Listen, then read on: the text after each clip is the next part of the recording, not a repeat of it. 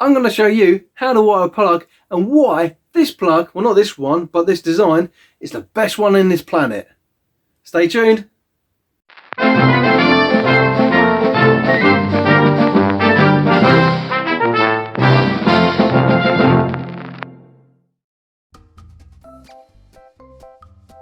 Welcome to my channel. If you're new to my channel, don't forget to hit that subscribe button and more importantly, the bell icon. That's the important one because if you don't hit all, then you won't be notified all my videos. Speaking of videos, let's get back to this one. Now, when you buy a new appliance, it should in the EU, well they say in the EU, but more importantly in England, it should come with a plug. So you wouldn't really know how to wire plug it unless you buy a new one, because with the new ones, they come with a little paper cover on them which actually says live, neutral and earth. And also, it actually tells you colors as well, but I'm going to show you how to wire one of these up. So let's get on the old desk and I'll show you there. Now, to open this, you'll need a couple basic tools for this job. You'll need a Phillips screwdriver. Some are flathead, some are posi. You'll need some wire strippers. If you don't have wire strippers, a retractable blade. Now let's go into the logic of this plug. Now this is, as saying, is the best one on this planet, and the reason being is you got these prongs here, which is the live and the neutral. This one's the are covered in tape. So if you accidentally get your fingers behind the plug before you pulled it out, it sort of insulates you between the current, which obviously is the thing that'll kill you. For example, most people will just grab the plug like so, pull it in, and hey presto. Some people may accidentally have the plug out ever so slightly, get their fingers around the back, and obviously give themselves an electric shock. Now with this, the earth is still connected. That's why it's longer than the other two. So the earth is still connected, but if you actually look really closely, the live and neutral are not. So therefore, it will save you from getting an electric shock. So that is one of the main safety features of this unit, and that's one of the main things I do like about it. But enough of that, let's go into actually wiring it up. So you've got the big screw in the middle ish. You don't have to take it all the way out. It comes apart like so. Put that to one side. You got your earth prong, which you can easily pull out. You can see it inside there, and you get screw on it. You can actually retract that screw. You'll need to do that all three, so you can get your earth cable, which is this one, which is green and yellow stripes. Green and yellow. Your live is brown. Your neutral is blue. You'll then have your neutral pin, and then you'll have your live pin. Now your live pin is actually connected to this fuse. All the power that goes in this pin goes through the fuse, obviously then connects onto the bit where the wire connects onto, and then obviously then continue down through your actual wire. So if you get some form of electrical fault, your fuse would actually burn out first and hopefully protecting the unit, but that's not actually what the fuse is there for. The fuse is actually there to protect the wire, not the unit. It just happens to protect the unit sometimes. So obviously we will then pull that out, put it to one side, and you'll see that pin stays in place, and then you're just left with that one. Now I've taken this apart to show you exactly all the ins and outs of it all. Generally you don't take it apart when you're wiring it up, you leave them all in place like so. You then got this part here. This is the securing bracket. Those screws are on the back side again. These ones you want to fully remove like so. Got those fully removed. That removes the securing bracket which holds the wire in place, and this thing here is, not every plug has them. The whole point of this gives it a little bit more support for the wire. Basically the wire is not doing that all the time and breaking. It just gives it a little bit more structural integrity. So here's the next part of the job.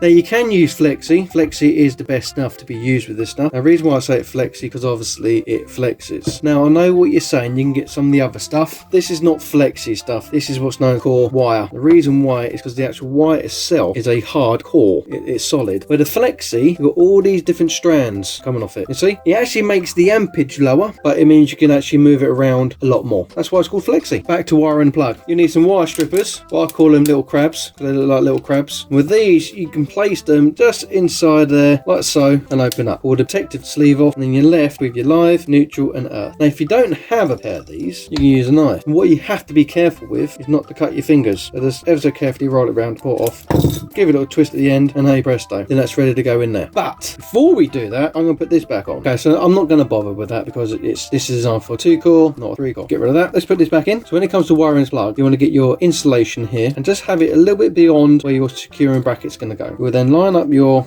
reason why I put it that way, because you've got your live this side, your neutral that side, and you've got your earth in the middle. What we're going to do now is bring your earth around there, is mark where that is, and then cut off. So I cut off there, so that is now where that will sit. We then want to bring in the neutral. We're going to mark there. Now this is the important bit. This is the important one. This is the one you've got to make sure is spot on. These doesn't matter so much if they're a little bit loose, you know, if there's a bit of a movement for the wire to be in. This is the important one because this one has to be spot on. This cannot be no longer than it actually necessarily has to be. I'm going to cut this off there. So obviously once once I cut my insulation back, that wire will be tight. So now let's strip the wires. Once you've done that, twist the wires around. That'll stop the wires from fraying out and just generally being annoying and getting in the way. Right, so now we've got 3 different lengths of wire. We will then start to fit those in. And the hole, make sure it's nice and clean, so the insulation is all the way back to the actual metal housing, and tighten the screw down. We will then do that on the neutral, again making sure the insulation is as far back as possible against the housing. Now I won't tighten this one because I'm going to show you why this is so important. But once that's there like so, that's all nice and tightly, and that's all fitted in place and so forth, because if you accidentally pull the wire down sharply, you can see what happens? The live wire gets disconnected, but the earth wire is still connected and your neutral wire is still connected. So basically what that has done, that has made whatever appliance which is attached to safe in the event of the wire being snagged out. So that is why the main reason on this plug is why it's the best one in this world. So what we're going to do, cut those edges up, tighten that in place, put that back in place so it's nice and tight. Put the fuse back in place, just make sure they are as where they should be. You're going to get your securing bracket, that then goes over. But you want to make sure there's a little bit of slack, push it back up. Make sure the wires are nice and tidy, and then just give it a couple of turns just so it's pinched. Tighten up the cover plate, and if you've done everything exactly as planned, you shouldn't have a problem.